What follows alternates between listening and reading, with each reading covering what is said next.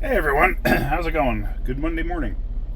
So I'm back in that 17 Transit, one with the 3.5 twin turbo Ecotech not EcoBoost rather. Everything's eco nowadays. Um, the one with the cracked spark plug. So I'm in it now. I just pulled it out of the shop. So of course it's cool in the shop because we have air conditioning. So now the windows are fogging up. I don't know if you can see that on the van itself. So I came in. I'm just going to verify codes, and we're going to go to that graph. I want to see what it looks like today. So here we are, diagnostic codes. Nada. So let's go back. Special functions. Power balance. Okay.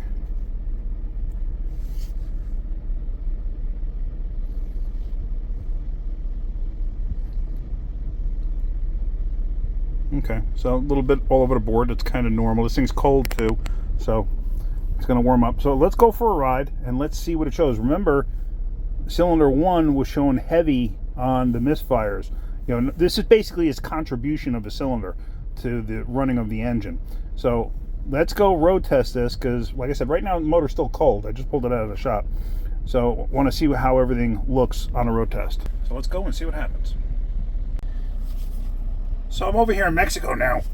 What I did was I cleared the graph out once the motor got hot. I figured let me just see what it is because that Etch-a-Sketch look winds up overtaking the whole screen. So I did that and I just road tested it. Cylinder 1 still shows a little bit here and there, but so does cylinder 2, 5, 3, and 6. As a matter of fact, cylinder 1 and 3 tend to show them. I'm sorry, 1, 5, and 3 show the most. So, and the funny thing is, cylinder 4, which was the original cylinder, shows just about nothing. So here, check this out. So, but as you see, it's running smooth as silk. So, I am not going to worry about this because as you can see, it's minimal compared to last time. Remember when I showed you the graph on the last video, how many times it was down below? But if you look, see, it's cylinder 1, 4, 2, 5, 3, 6.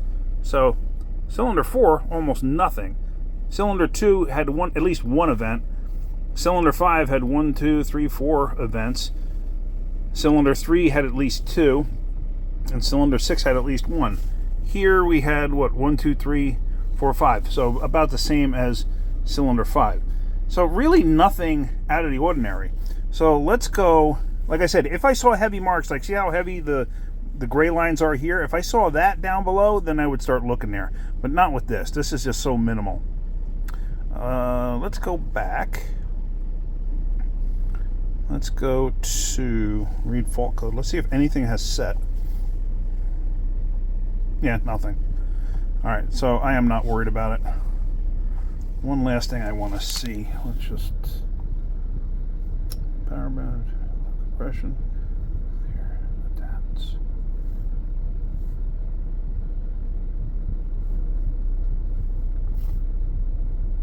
I was just curious if this had, I don't remember what a misfire test actually does.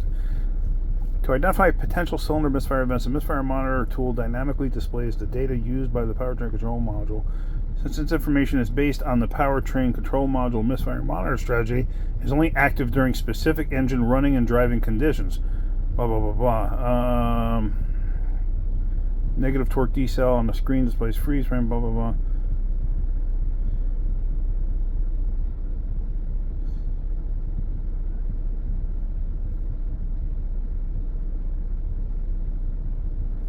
That's what I was actually looking for. Misfire monitor neutral correlation. What is that? I'll explain that in a second.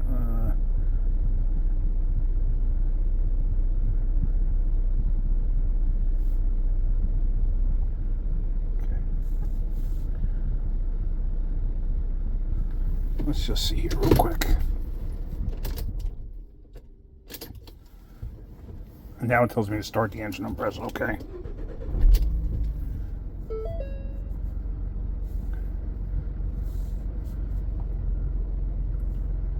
Fuel level low. Yeah, I know all about it.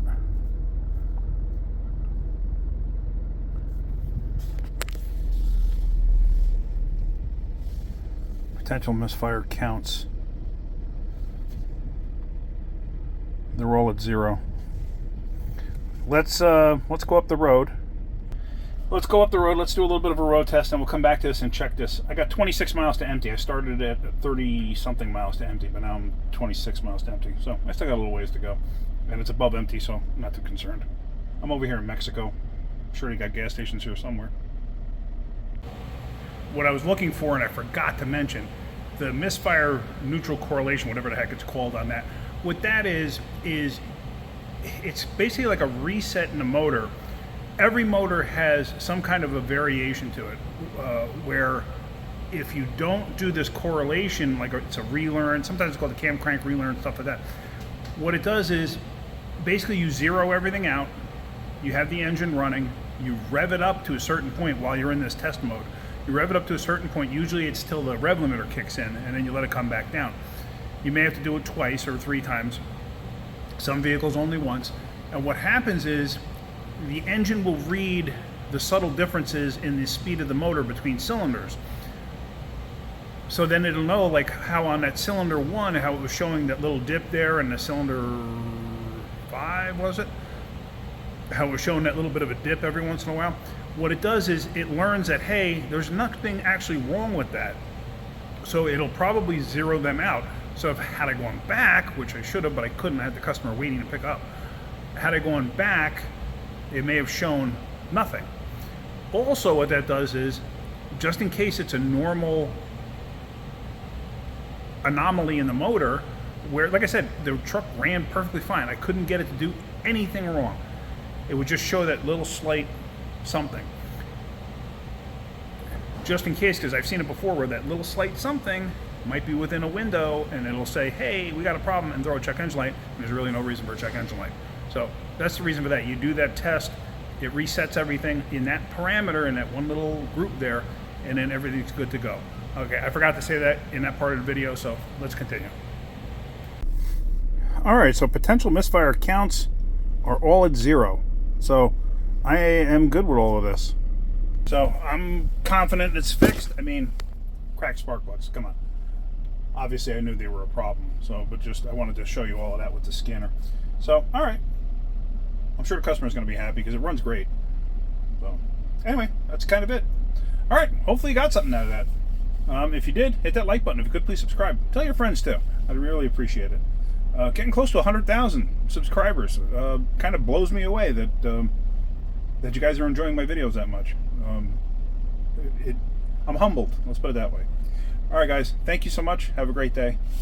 Keep wrenching.